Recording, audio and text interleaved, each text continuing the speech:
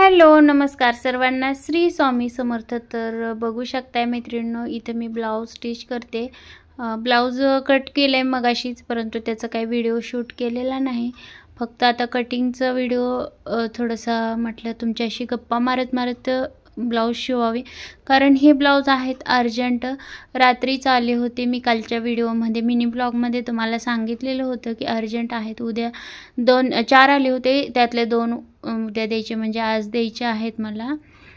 तर त्यासाठी मी इथे स्टिचिंगला बसलेली आहे। बघा आत्ता तुम्हाला दिसत असेल तर आत्ताच्या स्टेजला मला इथे झोप लागते। व्हिडिओमध्ये तुम्हाला दिसत असेल झोप येते डोळ्यांना, म्हणजे एवढं हे होतंय, तरी पण पर्याय नाही स्टिचिंग केल्याशिवाय। कारण काय होतं, आता आपण कस्टमरला त्यांच्या वेळेला जर नाही दिला अर्जंट ब्लाउज, एरवी तर आपण आपल्याला ज्या वेळेला जास्तीचं काम असतं आणि त्यांना लागत नाही त्यावेळेला आपण ठेवतो।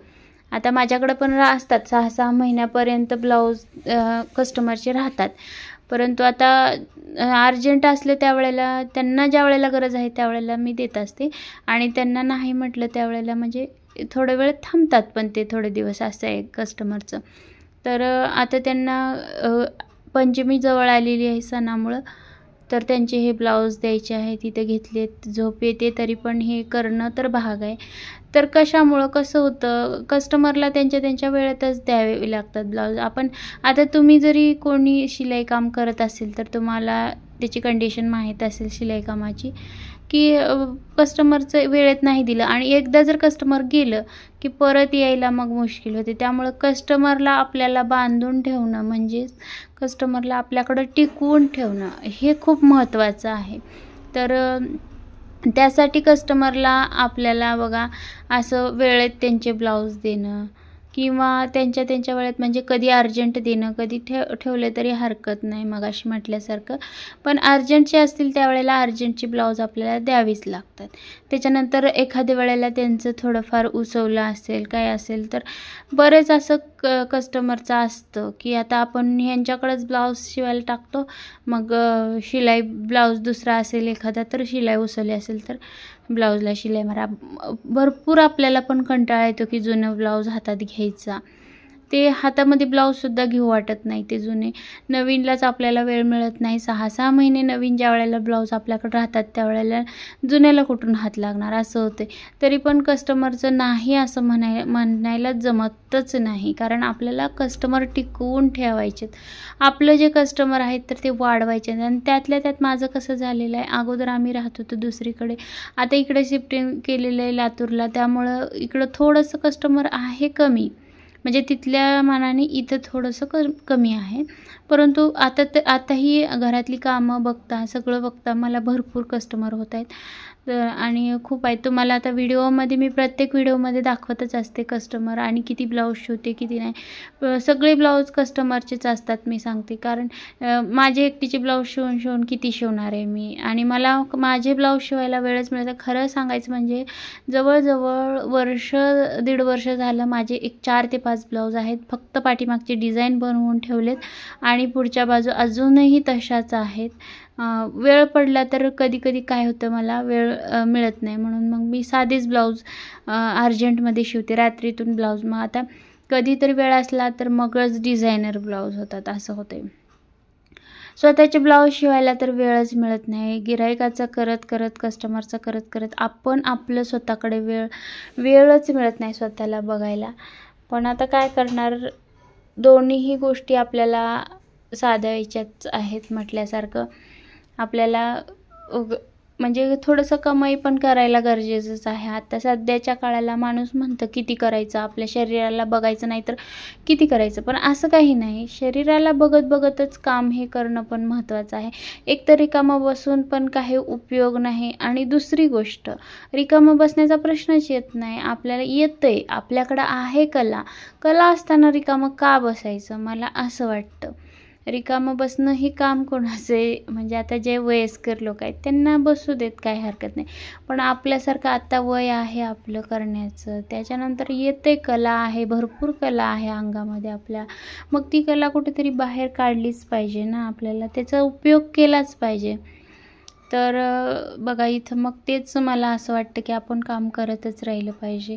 आता माझी तर सुरुवात सांगते, मला हे की या क्षेत्रात तर वळायचंच नव्हतं. तर कशी आले मलाच कळलं नाही खरं सांगायचं म्हणजे. सुरुवात म्हणजे माझं खरं सांगायचं शिक्षण म्हणजे माझं BA D.Ed झालेलं आहे शिक्षण. BA D.Ed करून मी शिलाई क्षेत्रात आलेली आहे. तर आता माझ्यापेक्षाही भरपूर शिक्षण घेतलेल्या आहेत, भरपूर जणी आहेत.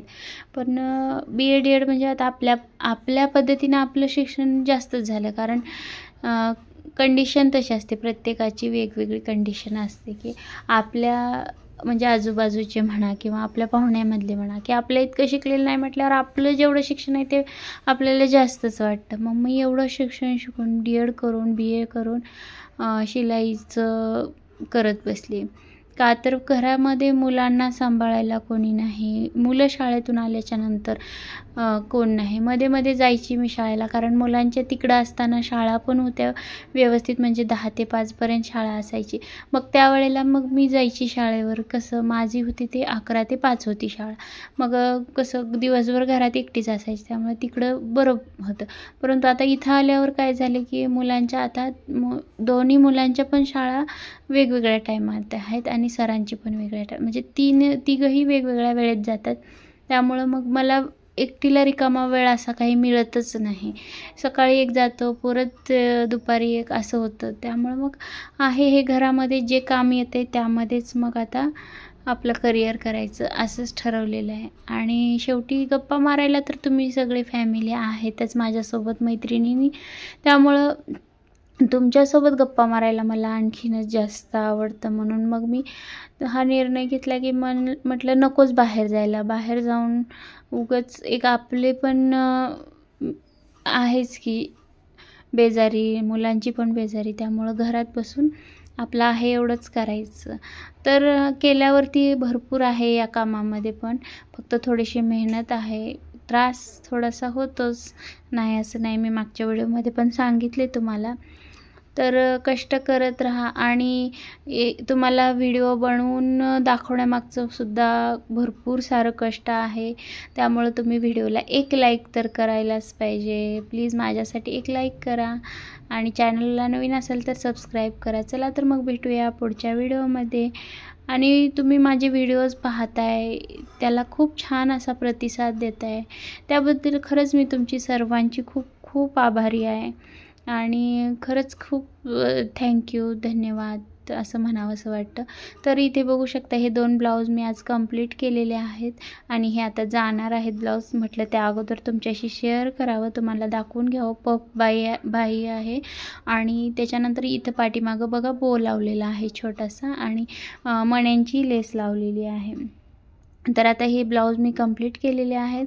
तर मैत्रिणींनो, आजचा व्हिडिओ तुम्हाला कसा वाटला? थोडा जरी हेल्पफुल वाटला असेल, तुमच्याशी थोडंसं मोटिवेशन तुम्हाला व्हावं माझं बघून, थोडंसं एक 10% जरी मोटिवेशन झालं 100 पैकी, तरी माझ्यासाठी तेवढं खूप आहे. तर आवडला असेल तर लाईक करा, शेअर करा, सबस्क्राईब करा. धन्यवाद.